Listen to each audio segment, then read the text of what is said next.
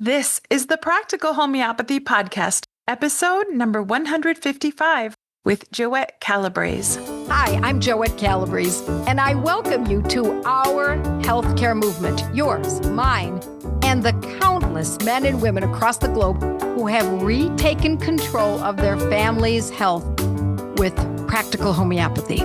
So, for the next few minutes, let's link our arms as I demystify homeopathy, what was once considered an esoteric paradigm, into an understandable, reproducible, safe, and effective healthcare solution available to all. This is the medicine you've been searching for, my unique brand of homeopathy, practical homeopathy.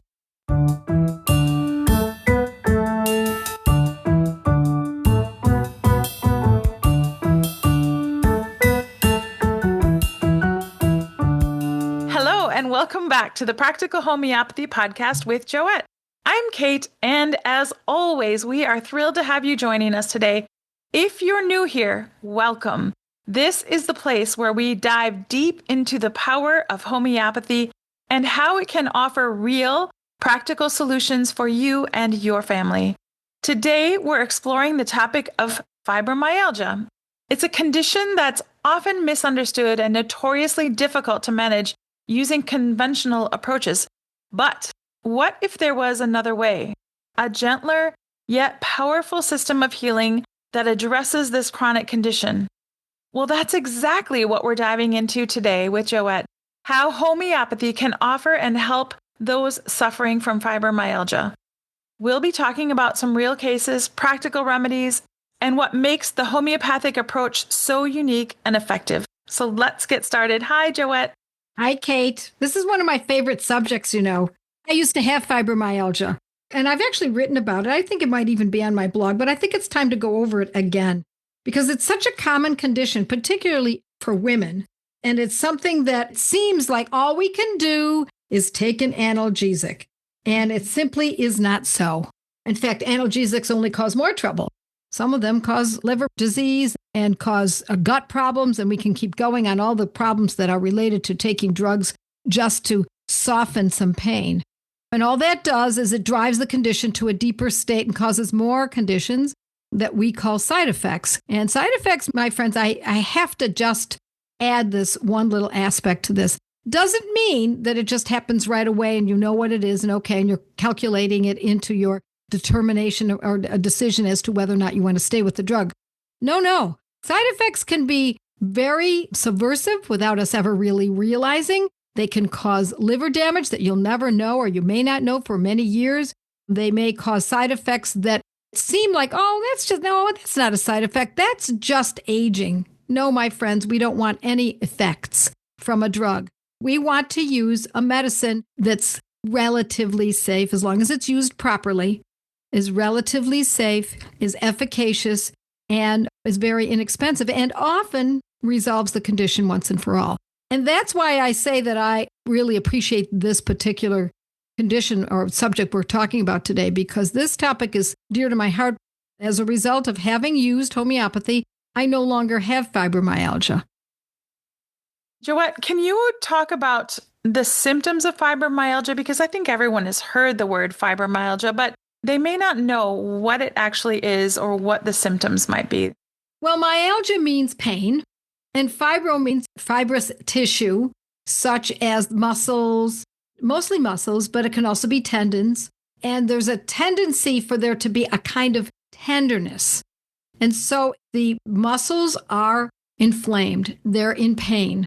So there's a tenderness, but it's also accompanied by a couple of other symptoms, such as fatigue, sometimes sleep difficulties, because sleep, of course, if you're laying on a place that hurts, such as your shoulder or your arm or your knees, your back, your neck, that can cause pain because it's so tender. So it affects sleep, but it also can affect cognitive abilities to be able to reason and think through your day-to-day activities. So it depends on how severe it is. Now, there are certain areas where we find fibromyalgia to be most commonly positioned in the body. And it's often in the shoulders, as I said, in the upper back, near the neck, the sternum, the knees, the hips, sometimes even the hands. And it's also a condition that afflicts women more than it does men. Now, I have a theory. Why does it affect women more often than men? It's only a theory, my friends, but I have to mention that I think it's often women suffer from a lot more conditions than men because women are more often tinkered with. Yet women start going to a doctor at a very early age. Once they finish with the pediatrician, then if they get their menses or they're going through menarche and there's a little problem here or a little problem there, or they get acne, the thought of acne, oh my gosh, we've got to get to the doctor right away. And instead of considering the possibility that it could be diet, bam, in come the birth control pills in spite of the fact that she's only 13 years old. Or bam, antibiotics. And so we see a lot more tinkering. And because of those kinds of conditions that are treated with synthetic drugs of commerce, I believe that it causes an inflammation. I don't have proof of this. It's my theory based on thousands, and I mean many thousands of cases that I have taken. Now, I've also noticed that fibromyalgia often comes a little bit later in life. Could that be because there have been more and more antibiotics, more and more birth control pills, years and years of all of these steroids and all of the drugs that women automatically take? And I have to say parenthetically that you don't realize how many drugs you've taken because we don't care to remember, to be honest. It's only human nature. What we need to do is even look at, I had pneumonia 2 years ago, let's see, and ever since then I've had pain. And after that, I had a urinary tract infection. And then I was getting headaches. Oh my gosh, remember? Oh, and I also had that otitis media. And then, I had that sty. For every one of those conditions, I guarantee most people have had drugs that have accompanied them. So that's something that has to be considered. Now let's put that all aside and get back to fibromyalgia. I'm happy that you thought of this topic, Kate, for today for us to discuss because we're heading into autumn.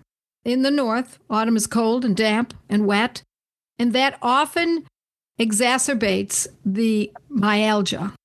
It brings things more to the fore.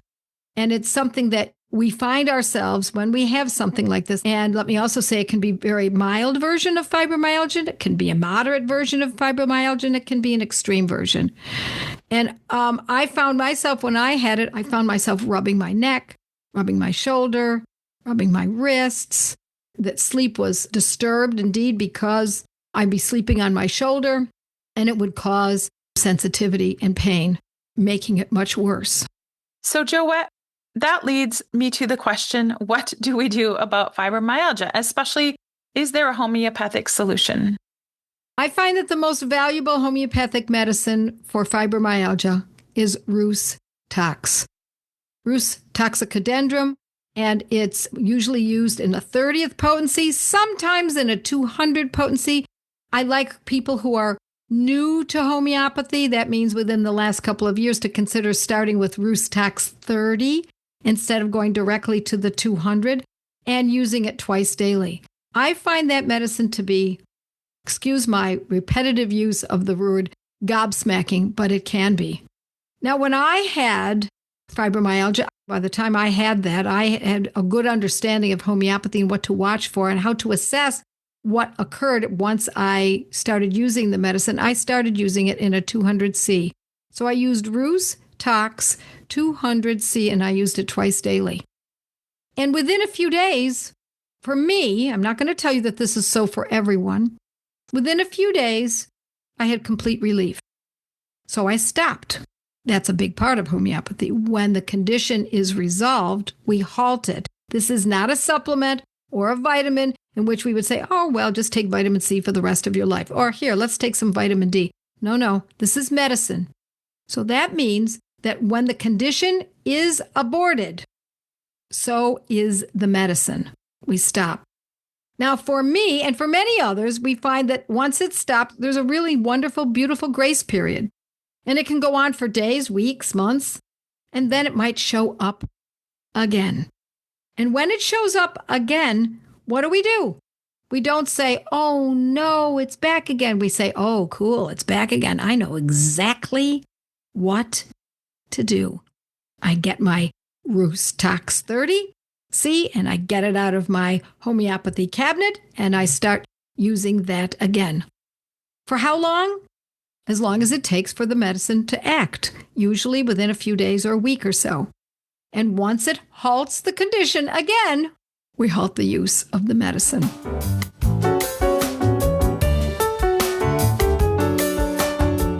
So, Joette, if there's a dog exhibiting the same symptoms, or maybe, an elderly person who has these symptoms, can you talk about how homeopathy would differ with the use for an animal or an elderly person or a middle-aged person? Yes, it matters not, but how would you know that the dog has fibromyalgia? Well, you would use that description.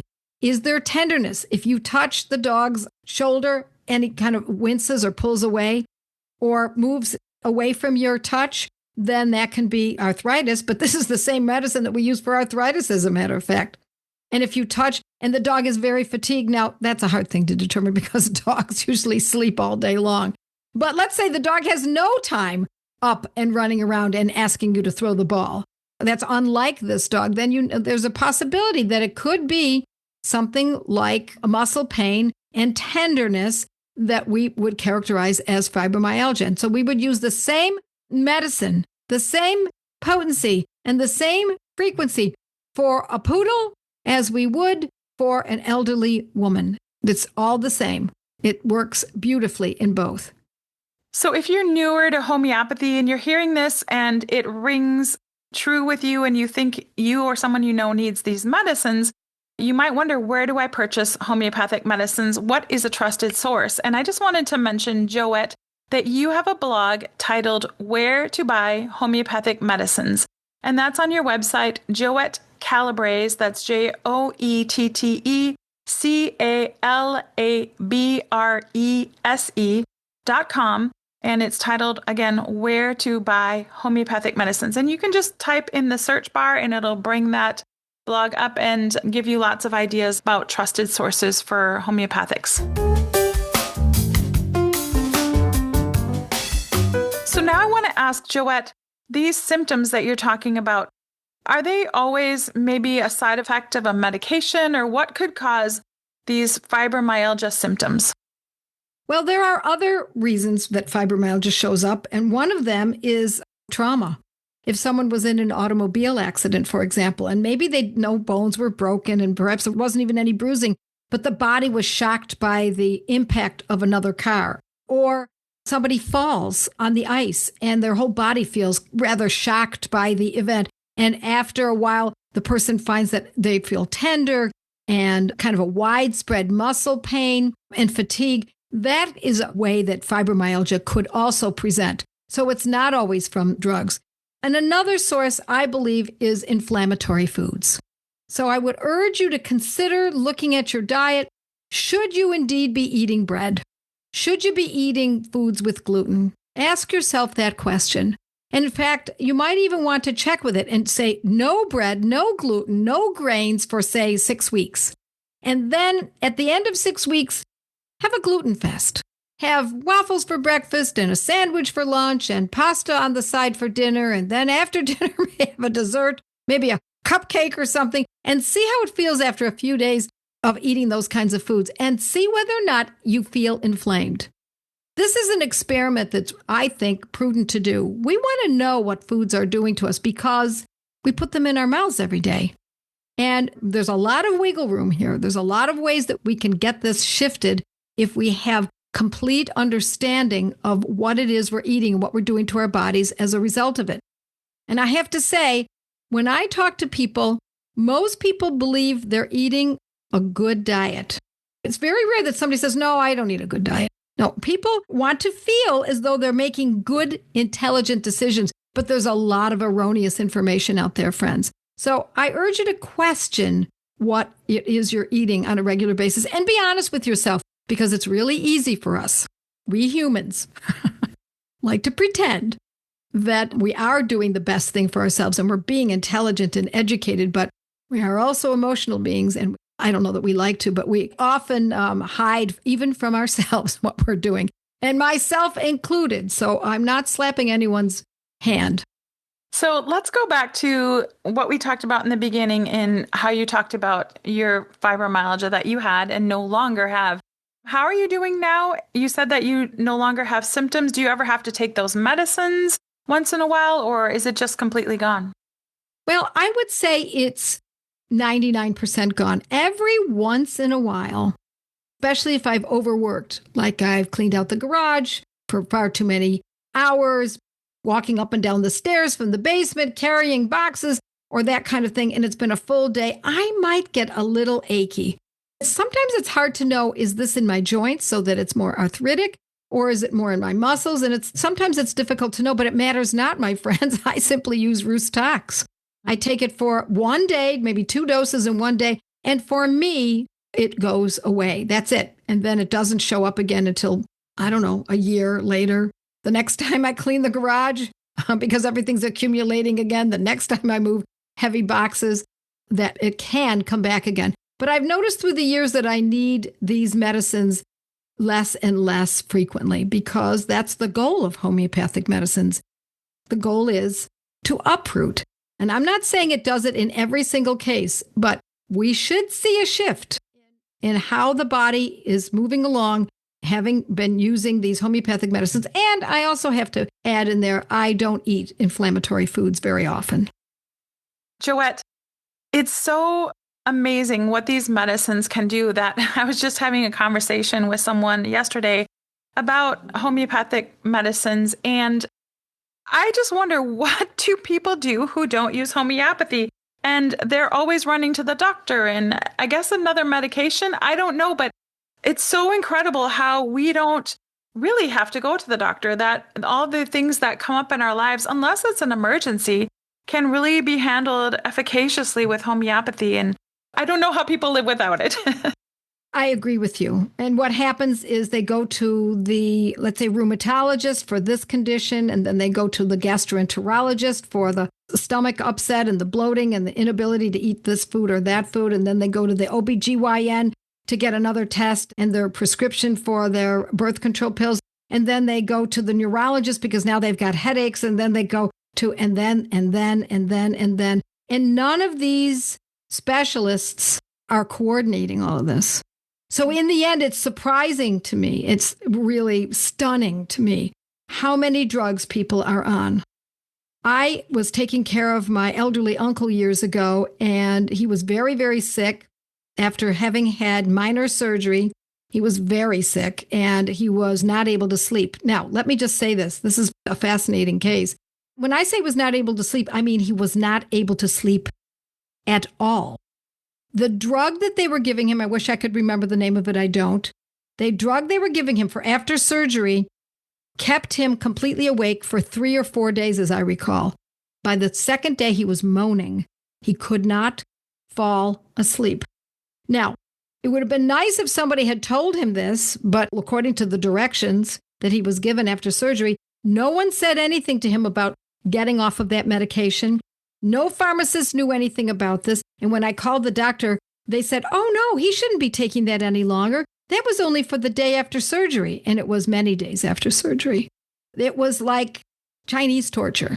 It was absolutely horrible to witness this, 85-year-old man going through this terrible suffering. Thankfully, I made the call and got rid of that prescription, and he was able to sleep. And he slept for 2 days after that.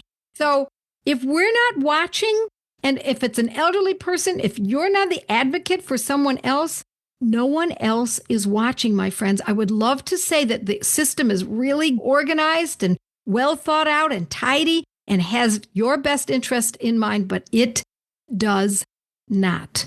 It is up to you to take care of yourself and your family and have others willing to take care of you when you need an advocate. Wow, Joette, this has been a lot of excellent information. So what should we do next? Well, for listeners who are new, I urge them to consider just going to joettecalabrese.com. I have a universe of information. Much of it is at no charge at all on my blog and my podcasts and Monday Night Lives and social media, etc. But if you're not so new or you want to go further faster, then I urge you to consider joining a gateway group, one of our study groups, and join in with others. Because it is important, friends, to do this with others. This is an unusual medicine in North America. Not unusual in Europe, Not unusual in India and in some parts of South America, but here it's unusual. And you don't want to be alone in pursuing this kind of information. It's really great to join a group. That's the way we humans are made, is to be a part of a group. So I urge you just to look into my study groups, gateway study groups, and just peruse, just hang out on my site. And if you go to my blog, say hi to me. I respond to my blog every day. Great, Joette. Thanks so much for the information. My pleasure, Kate. It's always good to talk with you. It's my honor to share many lessons on this simple method of using homeopathy for free without affiliates or advertising here in my podcasts, but also my blog posts and Monday Night Lives. But it's critical that you learn how to use these medicines properly. These podcasts should serve as only the beginning of your training. Peruse joetteslearningcenter.com to find fun study group opportunities and in-depth courses developed by subject. So with the proper training, you can join the thousands of students before you in developing the confidence and competence to protect the health of your family and loved ones with my brand of homeopathy, Practical Homeopathy. You just listened to a podcast from internationally acclaimed homeopath, public speaker, and author, the founder of the Academy of Practical Homeopathy, Joette Calabrese. Joette's podcasts are available on all your favorite podcast apps. To learn more and find out if homeopathy is a good fit for your health strategy, visit practicalhomeopathy.com.